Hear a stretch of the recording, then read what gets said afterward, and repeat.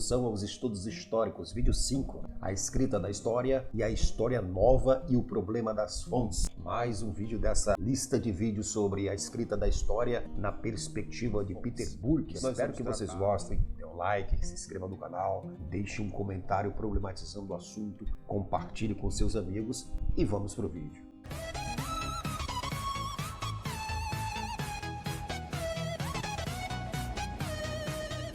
O problema das fontes. Os maiores problemas para os novos historiadores, no entanto, são certamente aqueles das fontes e dos métodos. Já foi sugerido que quando os historiadores começaram a fazer novos tipos de perguntas sobre o passado, para escolher novos objetos de pesquisa, tiveram que buscar novos tipos de fontes para suplementar os documentos oficiais. Ao buscar novos tipos de fontes, alguns se voltaram para a história oral, outros para as imagens, outros historiadores para as estatísticas, e também se provou possível reler alguns tipos de registros oficiais, só que de novas maneiras. Os historiadores da cultura popular têm feito grande uso de registros judiciais, especialmente de interrogatórios de suspeitos. Dois estudos famosos da história vista de baixo são baseados em registros de inquisição, como o Montaillou, de 1975, de Leroy-Lauderdale, e The Cheese and the Worms, de 1986, de Ginsburg. Os historiadores da cultura popular tentam reconstruir as suposições cotidianas, comuns, tendo como base os registros do que foram acontecimentos extraordinários na vida do acusado, seja interrogatório, seja em julgamento. Tentam reconstruir o que as pessoas pensavam, baseando-se naquilo que os acusados, que podem não ter sido um grupo típico, tinham preparado para dizer na situação incomum em que se encontravam. É, por isso, necessário ler os documentos nas entrelinhas. Não há nada de errado em tentar ler nas entrelinhas, particularmente quando a tentativa é realizada por historiadores com sutileza, de um Ginsburg e de um Leroy. É possível admitir que retratar o socialmente invisível, as mulheres trabalhadoras, por exemplo, ou ouvir o inarticulado, a maioria silenciosa dos mortos, necessários como parte da história total, é um empreendimento mais arriscado do que, em geral, é o caso na história tradicional. Fontes tradicionais podem ser tão esparsas quanto fontes não tradicionais. Peter Burke, na página 26, ele explica que nem sempre é mais arriscado escrever na perspectiva da história vista de baixo do que da história tradicional. Um exemplo é a história política de Carlos Magno, que é baseada em fontes esparsas e não confiáveis, quanto à história da cultura popular no século XVI. Boa parte da atenção tem sido dada à evidência oral. Uma parcela dos historiadores da África, como Jean Vazina, preocupado com a confiabilidade das tradições orais através dos séculos, e outra por historiadores contemporâneos, como Paul Thompson, reconstruindo a experiência da vida na época eduardiana. A entrevista na história oral. O problema da influência do historiador entrevistador e da situação da entrevista sobre o depoimento da testemunha tem sido discutido.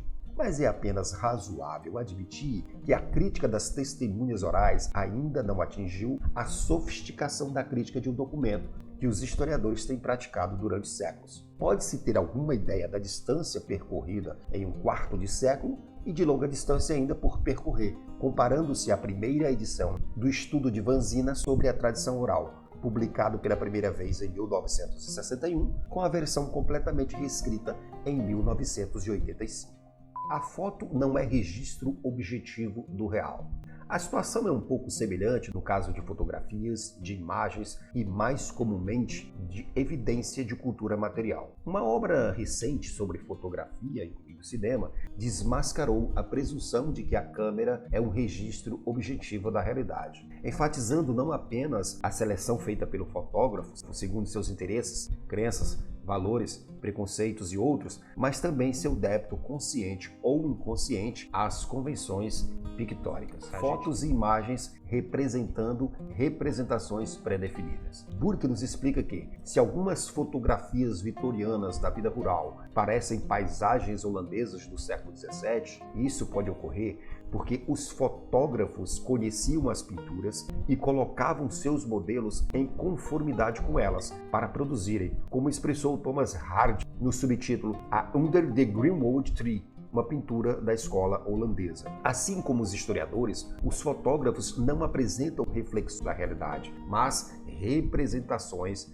da realidade. Burke critica as imagens como fontes. Alguns passos importantes foram dados em direção a uma crítica da fonte das imagens fotográficas, mas aí também ainda há um longo caminho a percorrer. No caso das imagens pictóricas discutidas adiante por Ivan Gaskell, o clima de entusiasmo para com a decodificação de sua iconografia ou iconologia em meados do XX, período de virtuosos como Erwin Panofsky e Edgar Wind, foi sucedido de relativo ceticismo. Imagens com o propósito de evidenciar atitudes. Os critérios para a interpretação dos significados latentes, em particular, são, na verdade, difíceis de ser formulados. Os problemas da iconografia tornam-se ainda mais embaraçosos quando os historiadores de outros tópicos tentam utilizar gravuras para seus propósitos como evidências de atitudes religiosas, atitudes políticas, imagem para interpretar e imagem para comprovar. É muito fácil discutir em um grupo interpretando uma imagem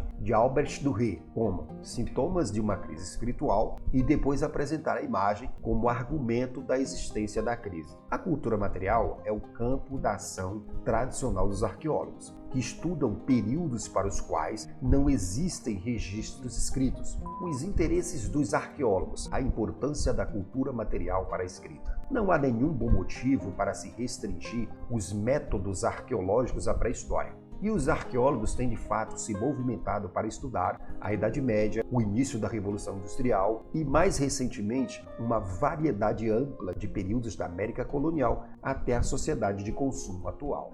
Os interesses dos arqueólogos, a importância da cultura material para a escrita. Os historiadores estão começando a competir com os arqueólogos, se não escavando o passado, Versalhes e outras construções do início do período moderno não precisam de escavações, é só prestar mais atenção aos objetos físicos. Os argumentos sobre a ascensão do individualismo e da privacidade. Agora estão baseados não só em evidências da manutenção de um diário, mas também como mudanças do tipo a criação de xícaras individuais em lugar do uso de tigelas coletivas, em cadeiras em lugar de bancos coletivos, no desenvolvimento de quartos específicos para dormir. Moses diz ser desnecessária a arqueologia depois de 1500. Vamos entender melhor essa afirmação. É difícil não imaginar se a cultura material está sendo utilizada para fazer algo mais do que confirmar uma hipótese fundamentada no primeiro caso sobre evidência literária. Pode o arqueólogo do período posterior a 1500 no Ocidente aspirar a algo mais?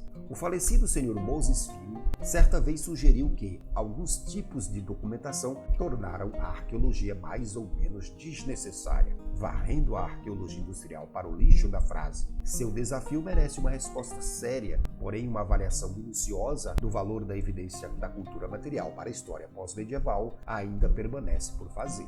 A cultura material, os objetos na vida social dos grupos. Burke complementa que a história da cultura material, área que tem atraído grande interesse nos últimos anos, é baseada menos no estudo dos artefatos em si do que nas fontes literárias. Os historiadores preocupados com o que tem sido chamado de vida social dos objetos ou com a vida social dos grupos, reveladas por seu uso dos objetos, confiam profundamente em evidências como descrições de viajantes que nos dizem muito sobre a localização e as funções de determinados objetos, ou em inventários de propriedade acessíveis a análises por métodos quantitativos.